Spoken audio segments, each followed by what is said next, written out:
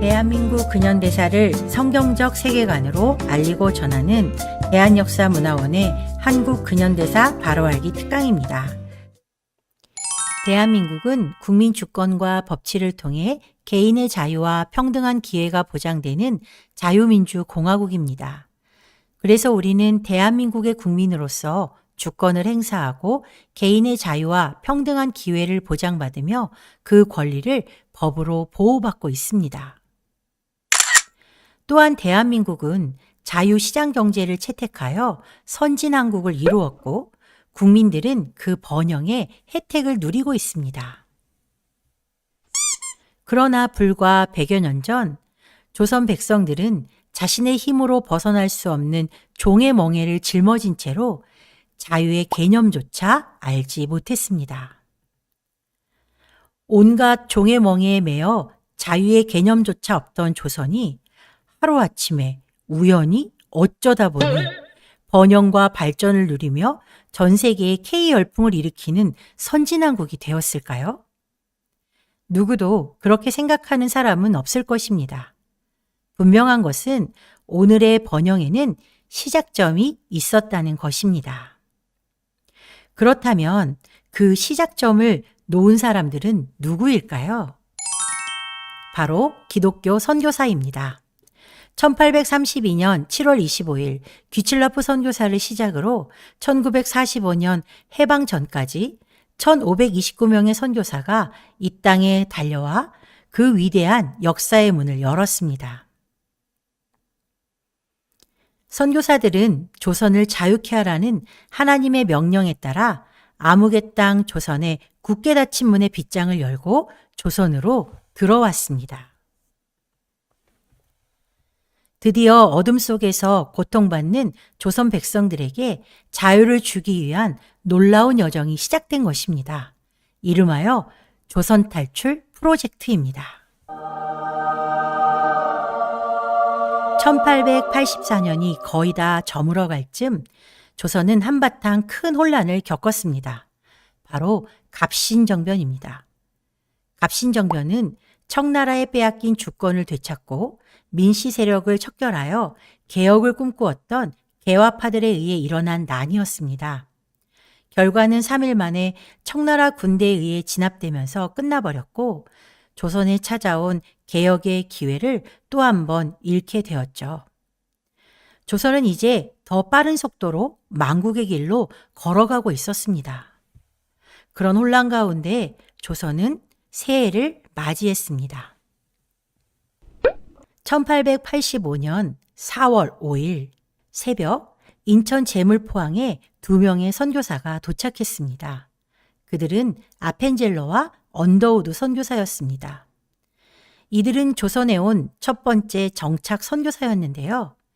정착 선교사란 오랜 시간 그곳에 머물며 사역을 지속하는 이들을 말합니다. 한마디로 조선에 뼈를 묻을 각오를 하고 온 사람들이죠. 그날 아펜젤로 선교사는 배에서 내리며 이렇게 기도했습니다. 우리는 부활절 아침에 이곳에 왔습니다. 그날 사망의 권세를 이기신 주께서 이 백성을 얽어맨 결박을 끊으사 하나님의 자녀로서의 자유와 빛을 주시옵소서. 선교사들이 이 땅을 밟은 목적이 바로 이것입니다. 자유입니다. 조선 백성을 단단히 묶고 있는 결박을 끊고 자유를 얻게 하는 것. 그래서 그들은 사랑하는 가족을 떠나 낯설고 불편하고 심지어 죽음까지 각오해야 하는 조선으로 온 것입니다. 선교사들이 전하는 복음의 핵심은 바로 자유입니다.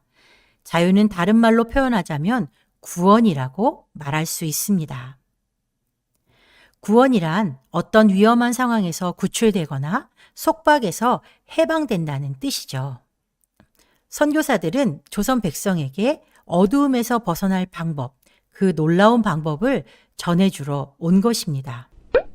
그렇다면 무엇으로부터의 자유를 선포한 것일까요? 먼저는 조선 백성의 영적 자유를 위해 죄에서 자유를 얻는 유일한 길을 선포했습니다. 그리고 조선 백성을 묶고 있는 각종 억압으로부터의 자유를 선포했습니다. 놀랍게도 선교사들이 전해준 영적 자유는 조선 백성을 묶고 있던 여러 억압의 사슬을 끊는 시작이 되었다는 것입니다. 이 시간에는 기독교 선교사들의 가장 중요한 사역, 교회를 통해 조선에 선포된 자유에 대해 이야기해 보겠습니다. 교회 이야기를 하면 예수님을 믿지 않는 사람들은 내가 왜 그 이야기를 들어야 하지? 라고 생각할 수 있습니다. 하지만 교회가 조선 백성에게 천지개벽을 일으킬 큰 영향을 끼쳤다는 것을 알아야 합니다. 지금부터 선교사들이 전한 복음이 조선 백성의 삶에 얼마나 놀라운 변화를 주었는지 살펴보겠습니다. 먼저 한국교회의 시작이 언제였는지 그것은 알고 가야겠죠. 조선에 세워진 최초의 교회는 현재 서울 광화문에 있는 세문안교회입니다. 세문안교회는 조선 최초의 교회이자 조선 최초의 장로교회입니다. 1887년 9월 27일 미국 북장로교회 소속 선교사인 언더우드 선교사에 의해 세워진 교회가 바로 세문안교회죠. 그리고 며칠 후인 1887년 10월 9일 조선 최초의 감리교회 정동교회가 미 감리교회 소속 아펜젤로 선교사에 의해 세워지면서 조선 교회의 역사가 시작되었습니다. 이후로 선교사들은 조선의 남과 북, 동과 서로 흩어져 조선에 드리워진 어두움의 자유의 빛을 비추기 시작했습니다. 우리가 잘 알고 있듯이 조선은 철저한 신분사회였습니다. 그중 조선 인구의 40%나 되는 천민은 사람으로 존중받는 대상이 아닌 물건 취급을 받거나 짐승 취급을 받았습니다. 조선의 그 누구도 천민을 이렇게 대하는 것에 대해 아무런 죄책감이 없었습니다. 그러나 그런 천민들을 사람으로 대한 이들이 나타났습니다. 네, 바로 선교사들이죠.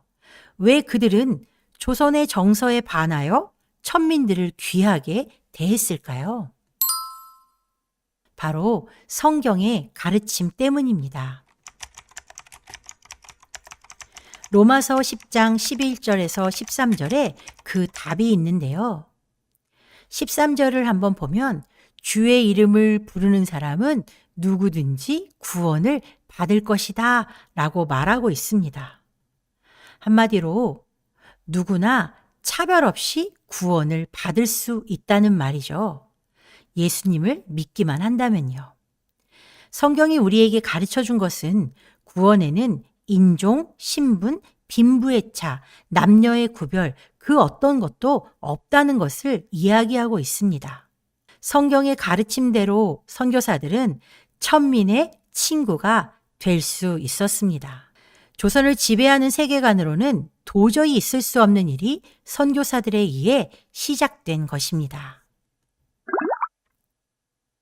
서울시 종로구 김상옥로에는 연동교회가 있습니다. 이 교회의 공식적인 시작은 일대 담임 목사인 제임스 게일 선교사가 목회를 시작한 1900년입니다. 역사가 어마어마하죠. 그러나 연동교회의 시작은 엄밀히 말해 1894년으로 거슬러 올라가야 합니다. 이 지도는 게일 선교사의 책 한양에 수록된 한양 사대문안 지도인데요. 지도에 표시된 흰 동그라미 부분이 연동교회의 첫 예배 처소였던 연목골입니다. 연목골은 지금의 종로구 연지동이라고 하죠. 이곳은 천민 중 가파치들이 모여 사는 곳이었습니다. 연동교회는 5명의 선교사에 의해 시작되었는데요. 그 5명의 전도자는 사무엘 무어, 밀러, 그레암리, 기포드, 빈튼 선교사였습니다. 1894년부터 1900년 게일 선교사가 연동교회를 담임하기 전까지 이 5명의 선교사는 날마다 연목골을 오가며 전도했고 복음의 씨를 뿌렸고 그 열매가 풍성히 맺히게 된 것입니다. 예수님을 믿고 죄에서 자유롭게 되고 나니 천민과 양반이 함께 예배드리는 당대 가장 큰 교회로 성장하게 되었다고 합니다. 1905년 연동교회는 첫 장로를 선출하게 됩니다. 장로란 담임 목회자를 도와 성도들을 돌아보고 하나님의 말씀대로 잘 살아가는지 점검하고 격려하는 직분을 말합니다. 그런데 연동교회의 첫 장로 투표에서 놀랍게도 가파치 출신의 고찬익이 장로로 선출되었습니다. 모두를 깜짝 놀라게 한 사건이었죠. 양반이 천민의 지도를 받게 된 상황이 되었으니까요. 그래서 한때 일부 양반들이 교회를 떠나기도 했지만 다시 교회가 안정되어 1907년에는 1000명이 넘는 성도가 예배드리는 큰 교회가 되었습니다. 반상의 구분이 철저하던 조선에서 복음은 신분의 벽을 허물고 신분제라는 멍에를 끊는 놀라운 일을 시작한 것입니다. 1893년 6월 세문안교회에 이어 두 번째 장로교회가 시작되었는데요. 이름하여 곤당골 교회입니다. 현재 서울 종로구 관철동에 위치해 있던 이 교회는 1892년 46세라는 다소 늦은 나이에 조선에 온 사무엘 무어 선교사가 매일 수십 명의 사람을 만나 복음을 전하며 개척한 교회였습니다. 무어 선교사가 조선에 올 무렵 서울에서 사역하던 선교사들은 정동에 있던 미국 공사관을 중심으로 모여 살았는데요. 안전상의 이유 때문이었습니다. 하지만 무어 선교사는 조선 백성 속에 깊이 들어가 선교하겠다며 조선 사람, 특히 천민들이 거주하던 지역에 어울려 살며 조선말을 배웠다고 합니다. 그래서인지 무어 선교사는 원고 없이 우리말로 설교하는 선교사로 유명해졌죠. 이듬해인 1894년 관철동에 살던 백정 박가가 장티푸스에 걸려 죽음의 문턱에까지 이르는 일이 생겼습니다. 이때 사무엘 무어 선교사의 주선으로 백정 박가는 고종의 주치의였던 에비슨 선교사에게 치료를 받고 살아나게 됩니다. 임금을 고쳐주는 저 귀한 사람이 나를 고쳐주다니. 자신을 사람으로 그것도 사랑을 듬뿍 담아 대하는 선교사와 그들이 전한 복음에 감동한 백정 박가는 예수님을 구주로 영접하고 곤당골 교회의 성도가 되었습니다. 이제 백정 박가는 더 이상 이름 없는 백정 하나가 아닌 박성춘이라는 이름을 얻고 백정들을 전도하기 시작했죠. 놀랍게도 박성춘의 전도로 곤당골 교회에 백정들이 모여들기 시작했습니다. 그런데 그로 인해 문제가 생겼습니다.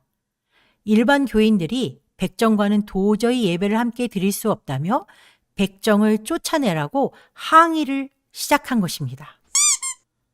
그러나 무어 선교사님은 하나님의 자녀로서 어찌 백정이라고 하대하려는가? 라고 일반 성도들을 꾸짖었다고 합니다. 그러자 그렇다면 백정들을 예배석 뒷자리로 앉혀 구별해 준다면 우리도 계속해서 이 교회를 출석하겠소 라고 하며 끝까지 순종하지 않자 무어 선교사는 그들의 말을 들어주지 않았다고 합니다.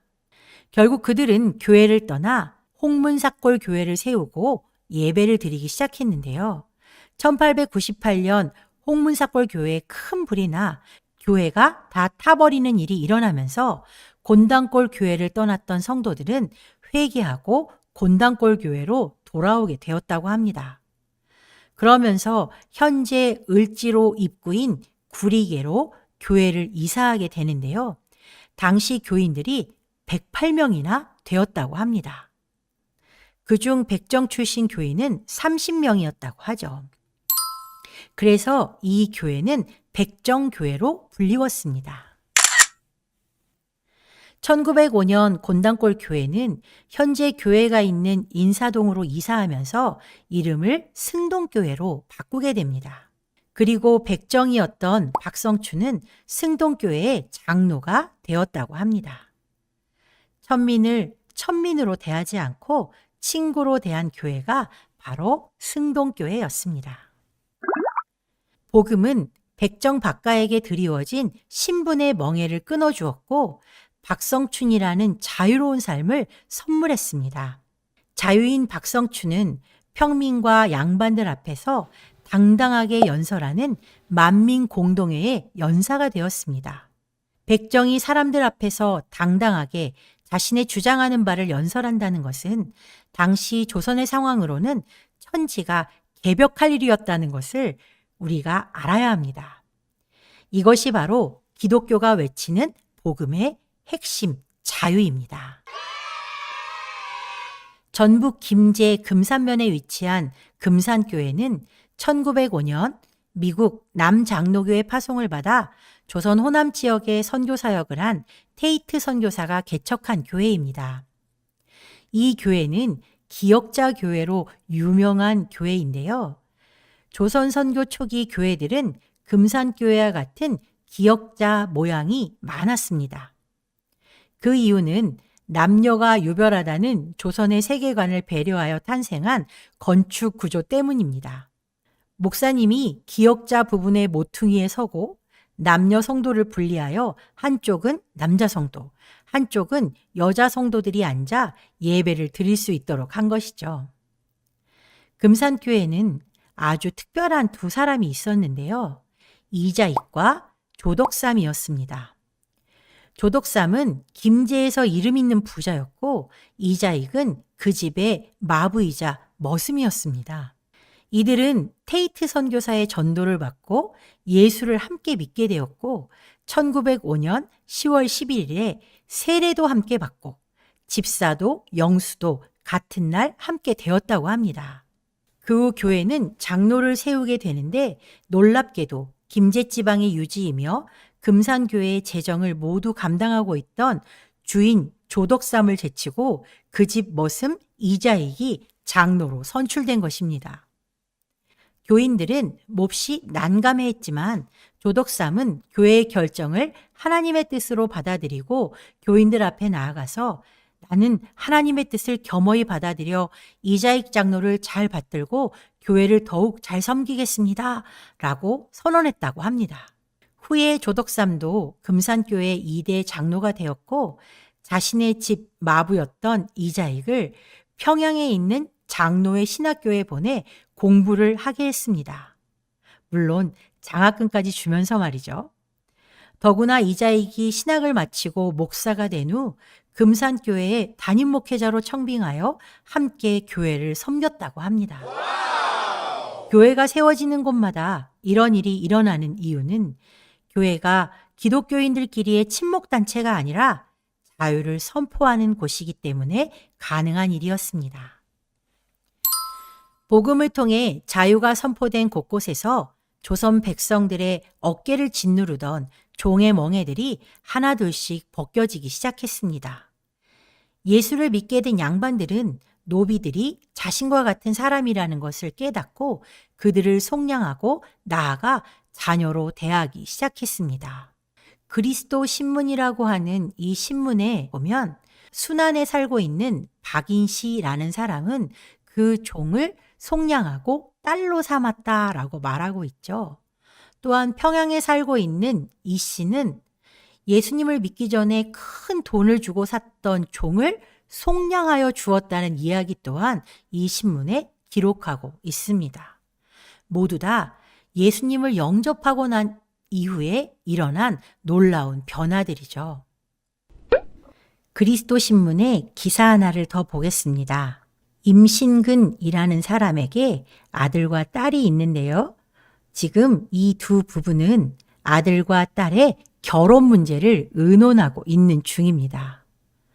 그러던 중 부인이 먼저 예수님을 믿게 되고 남편도 예수님을 믿는 놀라운 사건이 일어나죠. 두 부부가 몇 주의 주의를 지키고 나서 그들이 나눈 대화의 내용이 이 신문에 기록되어 있는 것입니다.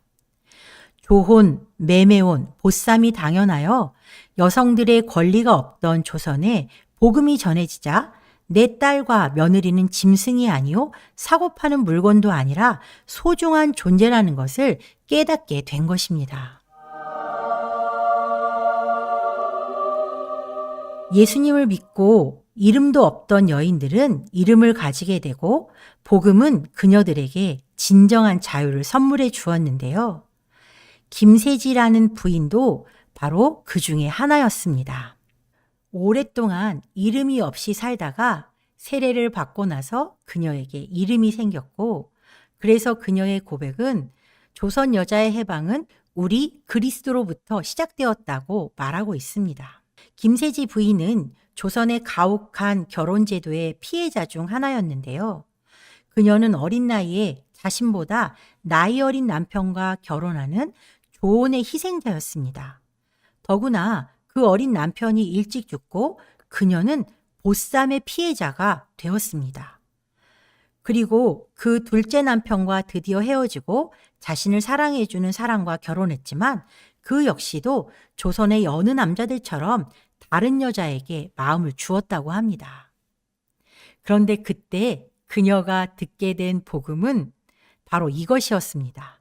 만일 예수를 믿으면 집안이 평안해질 것이고 남자도 주색 잡기를 버리고 살림에 힘써하여 내외간 화순하게 되리이다 라는 이 말을 듣게 된 거죠.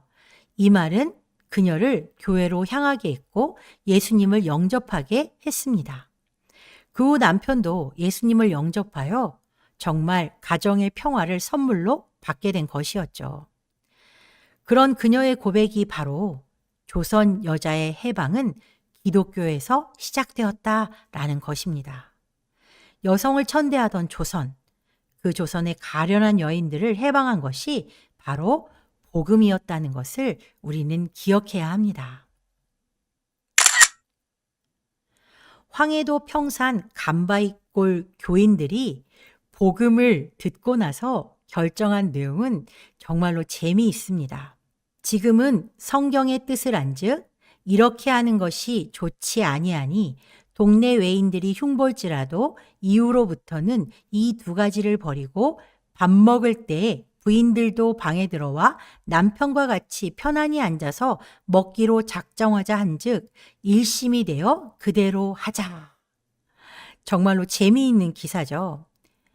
복음은 남녀가 서로를 존중하게 만들었습니다. 한 밥상에서 밥 먹는 일이 지금은 너무나 당연한 일이지만 조선은 그렇지 않았죠. 그런 조선에 복음이 전해지면서 남녀가 한 상에서 먹고 마시는 변화를 만든 것이 기독교 복음입니다. 천민과 여성의 인권이 존재하지 않던 조선에 조선을 자유케 하라는 하나님의 명령을 받고 찾아온 선교사들, 그들은 흑암의 땅 조선에 굳게 닫힌 빗장을 복음으로 열고 조선의 자유를 선물했습니다. 그 선물은 지금 우리에게까지 이어져 우리가 이 자유를 의식하지도 못한 채 누리고 있다는 것을 기억하고 감사해야 할 것입니다. 감사합니다.